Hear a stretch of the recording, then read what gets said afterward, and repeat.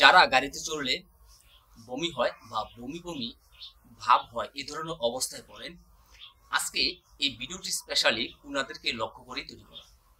এই ভিডিওটির মাধ্যমে আমরা জানার চেষ্টা করব গাড়িতে চড়লে কেন বমি বমি ভাব হয় বা এই সমস্যাটা কি কারণে তৈরি হয়। বাস, ব্যক্তিগত গাড়ি, মাইক্রোবাস এগুলোতে উঠলেই প্রথমে মোশন সিকনেস দেখা দেয়। অন্তঃকর্ণ স্থির অবস্থায় থাকে, চক্ষু চলমান অবস্থায় থাকে। যখন অন্তঃকর্ণ এবং চক্ষু এই সমন্বয়হীনতার সমস্যায় ভুগে তখনই আমাদের মোশন সিকনেস দেখা দেয়, আর এই সময় বমি বমি ভাব বা বমি হওয়ার মতো সম্ভাবনা দেখা দেয়। প্রশ্ন হতে পারে এই বমি হওয়ার নির্দিষ্ট কোনো বয়স আছে কিনা। না, এটি ছোট বড় সকলের ক্ষেত্রেই সমস্যা দেখা দিতে পারে। এই সমস্যার সমাধান কি হতে পারে?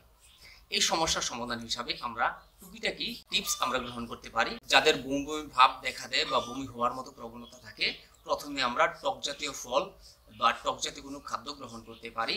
এতে লেবু হতে পারে, লেবু পাতার ঘ্রাণ নেওয়ার মাধ্যমেও এই সমস্যা থেকে আমরা সমাধান পেতে পারি। আর আদা এবং দারুচিনি, এটা বমি হওয়ার প্রেশারটাকে কমিয়ে দিবে। আদা এবং দারুচিনি আমাদের হজম প্রক্রিয়াটাকে খুব ভালো রাখে। যারা অ্যাসিডিটি সমস্যায় ভুগছেন তারা প্রচুর পরিমাণে পানি গ্রহণ করবেন, কেননা অ্যাসিডিটি সমস্যা বমি হওয়ার অন্যতম একটা কারণ হিসেবে ধরতে পারি।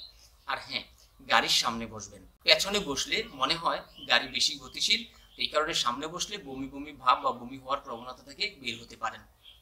আর যদি এত আপনার কোনো সমস্যার সমাধান হচ্ছে না, তাহলে অবশ্যই আপনার পছন্দ মতো যে কোনো ডাক্তার থেকে চিকিৎসা সেবা নিতে পারেন। ভালো থাকুন, সুস্থ থাকুন। এতক্ষণ আমি ছিলাম আপনাদের সাথে ডাক্তার সুকমল দেব।